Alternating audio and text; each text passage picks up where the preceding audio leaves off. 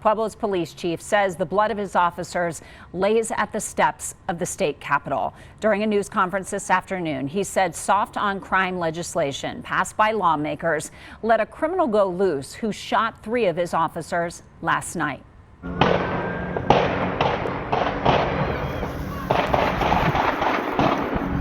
A viewer sent us that video as he captured the sound of gunshots in Pueblo. Chief Chris Noller called the shooting a, quote, rampage of terror by a gunman who shot 80 rounds from a rifle at his officers. He says right now those officers are in stable condition and still undergoing surgeries. It happened just after 7 last night near West Mesa Avenue and Cedar Street in the Bessemer neighborhood. A police spokesperson tells me they had been looking for Billy Soto on an attempted murder warrant for a shooting in Pueblo back in February. She tells me an officer spotted the 34-year-old in the area and pulled up his cruiser to talk with him.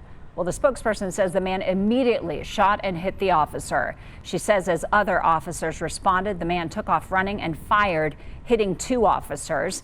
The police chief says officers fired back, hitting the man. The suspect died at the scene. The chief said Soto was out on bond on 3 felony cases. It is not the people in our capital who pay the price for these laws that do nothing but coddle criminals and let them loose back into our community. Our victims suffer. Our communities suffer, and our police officers suffer. The chief went on to say the injured officers have long roads to recovery. So far, their names have not been released. People have been reaching out in support of those officers and their families, but many are also concerned with what happened and how close it was to them. News 5's Michelle Reyes has been talking with neighbors in Pueblo and joins us live tonight. Michelle. Diane, we are right in front of Ray Aguilera Park, where if we take a look, it's right in front or right across the street from where the events unfolded last night.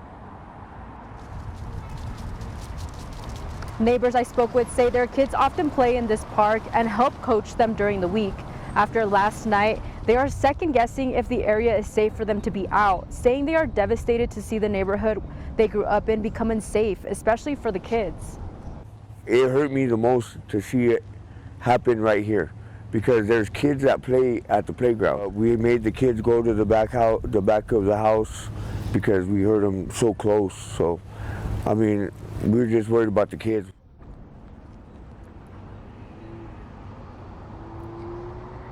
Chief Noller said the man who is accused of shooting 3 of his deputies is known to the Pueblo Police Department and others around the state. He had a lengthy record. Outraged was the word used by Chief Noller by the fact that the shooting that took place was preventable. The neighbors I spoke with say that after last night's events, they just hope that the community comes together to keep one another safe instead of divided. Live in Pueblo, Michelle Reyes, News 5.